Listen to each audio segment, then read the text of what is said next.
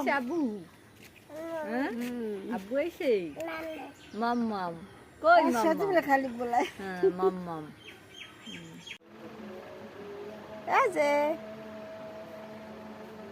আসসালামু আলাইকুম এভরিওয়ান, আপনারা সবাই কেমন আছেন? এই তো আমরা আলহামদুলিল্লাহ আপনাদের দোয়ায় আল্লাহর রহমতে ভালো আছি। আমি আসছি আমার বাবার বাড়িতে বেড়াইতে। তো আমি আসাতে অনেক বৃষ্টি হয়েছে, কারেন্ট ছিল না, ফোনে চার্জ ছিল না, এর জন্য ভিডিও করতেও পারিনি, আপনাদের দেখাইতেও পারিনি আসার ভিডিও। প্রথমে আমরা বাসা থেকে বের হয়েছি, হাঁটার পরে আমরা ভ্যানে উঠছি। ভ্যানে ওঠার পরে যে যাওয়ার সময় অনেক সুন্দরভাবে গাড়ির রাস্তা, গাছ এগুলো ভিডিও করছি, অনেক সুন্দর লাগছে। আর দীর্ঘ 3 মাস পরে গ্রামের বাড়িতে আসছি। এতদিন আমরা শহরে ছিলাম, তো গ্রামের বাড়িতে আমার আব্বু আছে, আমার ফুপু আছে, কাকি আছে, সবার সাথে দেখা করার জন্য যাইতেছি। তো দেখা যাক, তো সম্পূর্ণ ভিডিওটি দেখতে থাকুন না টেনে। অনেক গরম, আমার অনেক বেশি কষ্ট হয় গরমে, আমার বাচ্চারও অনেক কষ্ট হয়, তার সাথে হাজব্যান্ডও আছে, প্রচুর পরিমাণে ঘামে, বাচ্চারও অনেক ঘামে।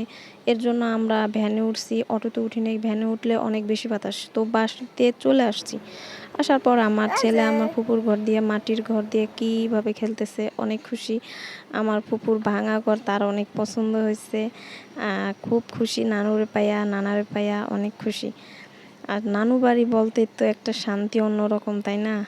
তার কিছু সময় পরে আসার পরে আমার আব্বা আসছে। আমার আব্বা আসার পরে তার নাতিরে কোলে নিয়ে হাঁটতেছে, আর সে তো আমার আব্বার কোলে যে অনেক খুশি।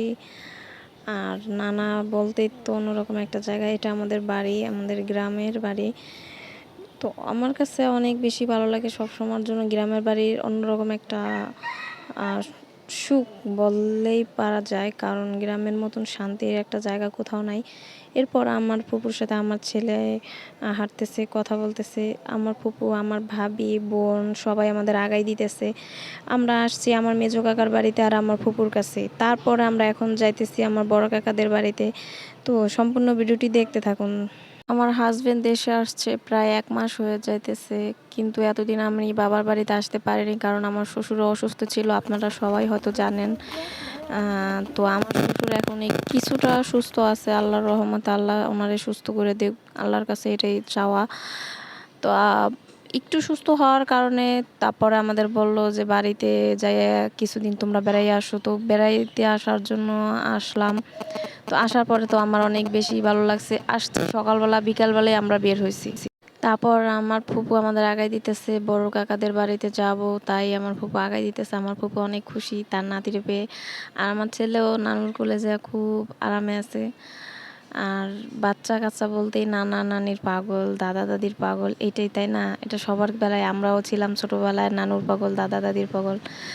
আসলে আমার দাদা দাদু নাই, আমার নানা নানু নাই, কিন্তু এখনও তাদের ভালোবাসাগুলা ভিতরে জায়গা ওঠে যে আসলে কতটা পরিমাণে আদর করছে, বিনা স্বার্থের ভালোবাসা এটারই বলে।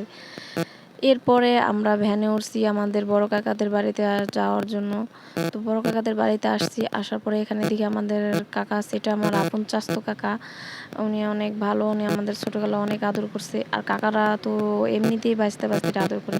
কাকাদের বাড়িতে আসার পরে কিছু সময় থাকছি, থাকার পরে আমরা এখন বের হয়েছি। আমার কাকিমারা আমাদের আগায় দিতেছে, কথা বললো, অনেক দিন পরে আসছি। আর কাকি নাতিরে অনেক আদর করছে, আর নাতিরে আদর করাটাই স্বাভাবিক, কারণ নাতি।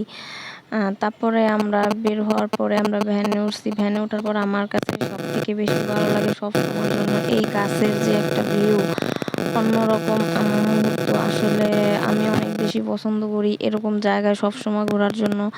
আমার হাজবেন্ডও আমারে নিয়ে ঘুরতে অনেক পছন্দ করে, কারণ আমি অনেক বেশি খুশি হই ঘুরতে বের হলে। তো এই তো হালিম কিনতেছি আমার ভাইয়ের বউয়ের জন্য। তো সবাই ভালো থাকবেন। আল্লাহ।